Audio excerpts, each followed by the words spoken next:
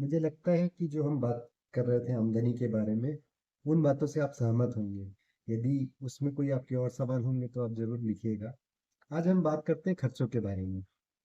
खर्च या एक्सपेंस वाला जो पार्ट है, वो बड़ा इम्पोर्टेंट पार्ट है। कहा जाता है कि यदि आपने कोई खर्चा बचाया है, वही आपकी आमदनी है। खर्चा कम किया है, वही आमदनी है। पर हम वास्तविकता में खर्च क्या है यही समझ नहीं पाते हैं। क्योंकि हमें लगता है कि जो भी खर्चा हम कर रहे हैं वो ज़रूरी है, वो नेसेसिटी है, वो आवश्यक है। पर कई बार जो है एक खर्चा किसी के लिए आवश्यक होता है, वही खर्चा दूसरे के लिए लग्ज़री होता है। तो क्या हम दूसरों को देख के जो एक्सपेंस कर रहे हैं, वो ज़रूरी है या नहीं है हमारे लिए, उसकी उसका असेसमेंट करना बहुत इम्पोर्टेंट होता है। तो मेरा ये कहना है कि सबसे पहले तो आप रोटी, कपड़ा, मकान और आजकल एक चौथा बड़ा इम्पोर्टेंट खर्चा हो गया है डेटा। तो ये 4 खर्चे तो आप सबसे पहले लिख लीजिए। और ये 4 खर्चे लिखने के बाद फिर जो पैसे बच रहे हैं उसमें से वही खर्चे को कीजिए जिसको कि आप प्रायोरिटी में वाक़ई करना चाहते हैं। मान लीजिए कि अगर कहीं आप महीने में 3 पिक्चर देखना चाहते हैं, पर लेकिन वो 3 पिक्चर देखने का कोई आउटपुट नहीं है और 1 पिक्चर से भी आप वो आनंद ले सकते हैं। तो 3 क्यों देखना? या 3 ही देखना है, तो 1 पिक्चर आप टॉकीज में देख सकते हैं, 2 आपके मोबाइल पे देख सकते हैं या घर पे टीवी पे देख सकते हैं।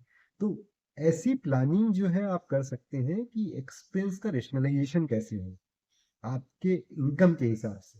जो खर्चे 20,000 रुपए के आमदनी वाले के व्यक्ति के लिए लग्जरी होगा, हो सकता है वही 50,000 रुपए की आमदनी वाले के लिए नेसेसिटी होगा। तो आपको ये देखना है कि आपकी आमदनी के मुताबिक जो खर्चा है, वो खर्चा लग्जरी की कैटेगरी में है या वो खर्चा आपकी नेसेसिटी की कैटेगरी में है।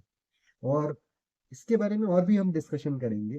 पहले आप एक पेपर लें और उस पेपर में लिखें कि आपके कौन कौन से खर्च हैं आपके, जो कि हर महीने होते हैं, जो कि हर 3 महीने में होते हैं और जो कि 6 महीने में होते होंगे या साल में एक बार होते होंगे।